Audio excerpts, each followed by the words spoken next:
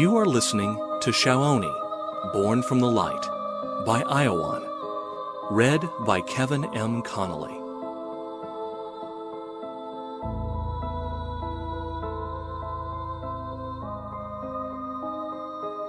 Chapter 39. The World in Between. Did you ever walk into a room and felt like a shiver running through you? As if the room had an energy all of its own. It may have been a sanctuary of some sort, but just as well a most common place. Just a house or a room which you happen to enter.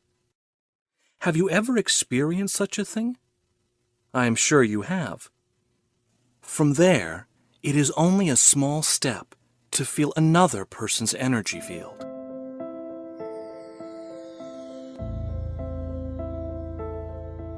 Shaoni called it the world in between the world he lived in and the world the wizard had brought him to at several occasions. The place Shaoni called the World of the Thousand Lights. Once Shaoni had spoken about the world in between to Aniola, but the wizard had just smiled. To him, there was no here and there. There was no physical world on the one hand and non-physical world on the other, let alone a world in between. To him, there was, in essence, only one world, be it vibrating at different frequencies. Once Aniola had tried to explain it by comparing it to a tower block. You see, he had said, on the physical plane, you are living in the basement of this big tower flat. It's a bit of a dull place because there are no windows, and the people living there think that the world they see around them is all there really is. Imagine that basement to be the world you lived in, Shaoni, until one day you discovered a staircase leading up. A staircase leading to the first floor. A room with a window, looking out over a garden. Suddenly, you see that there is something more, something besides the world you knew so far. Imagine going further up now, floor by floor, and imagine how, the higher you go, the further you can see. Soon, you start to wonder, does this world stretch out even further? Does it ever stop? You now take the elevator right up to the top, up to the 18th floor, and look out. Yes, now you can see far, very far, into worlds you have never seen before, never even dreamed could exist. But tell me, Shaoni, did you see another world every time you went up another floor? Or did you just see further into the same world?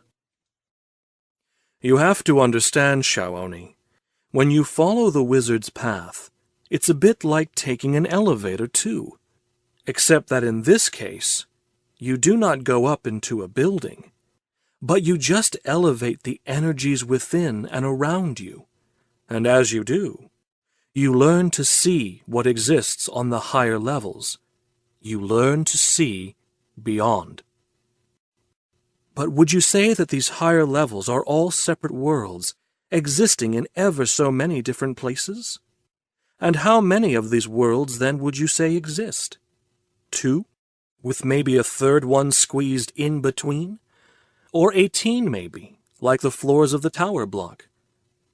How many do you think, Shaoni? Shaoni understood what the wizard was trying to explain. In the wizard's story, Shaoni would just be between the basement and the first floor, having a glimpse over the garden from there. But what he saw was still the same garden. The world in between, as he called it, was just another view, yet of the same world. Still, the wizard didn't mind Shaoni talking about the world in between, and Shaoni spoke about it a lot, mainly because he knew how to get there, as he called it. Yes, Shaoni knew how to get to the world in between, all on his own. If someone had told him a couple of months before that, one day, he would be able to experience, feel, sense maybe, something he now simply called the energies, he wouldn't have believed it. But gradually, almost unnoticeably, as he had learned to go to his center on a regular basis, a new vision had gradually opened up to him. At first, it had just felt like a vague impression, things he felt but wasn't sure about. Sometimes he would have the impression that someone was following them, or that there would be somebody waiting for them around the next corner. And then these feelings turned out to be right. That was how it had been at first, but soon after, he started to even feel the intentions of a person just by being near them.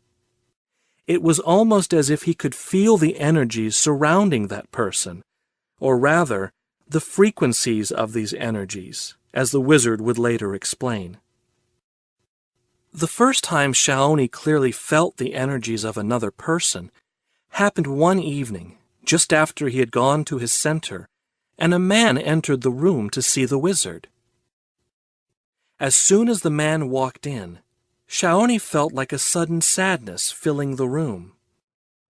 Shaoni realized these feelings came from the man. He realized that he could actually feel how the man felt. As he tuned into it, he could even feel distress, a bit of anger too. But then, when he opened his eyes to have a closer look at the man, the feelings faded, as if it had all been but a weird dream, an illusion.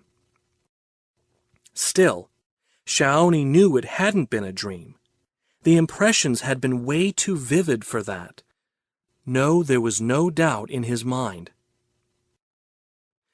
That was the first time, but by now, Shaoni could tune into these energies whenever he wanted to. He just had to sit still for a moment and call upon them, even in the middle of the day, almost even whilst walking beside the wizard.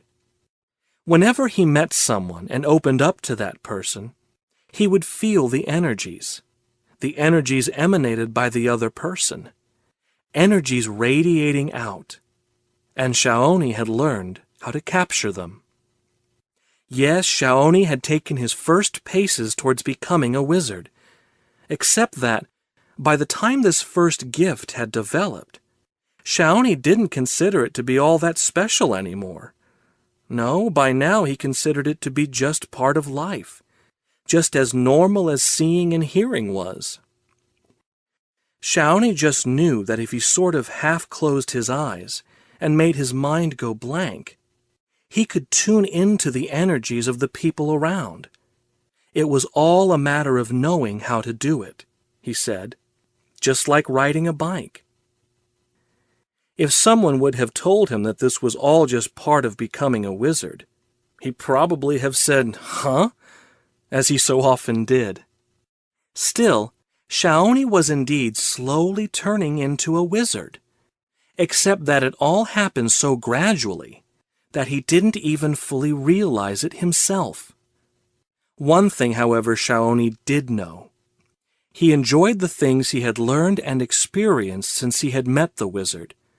Many of them fulfilled him time and time again with feelings of utter joy, feelings that went beyond dancing, feelings that made him dance inside, every little cell of his body. The utter beauty of the energies dancing. Oh yes, Shaoni by now had felt them. It wasn't something he was proud about, though. No, by now, it just felt as if it was part of life, as if it was normal.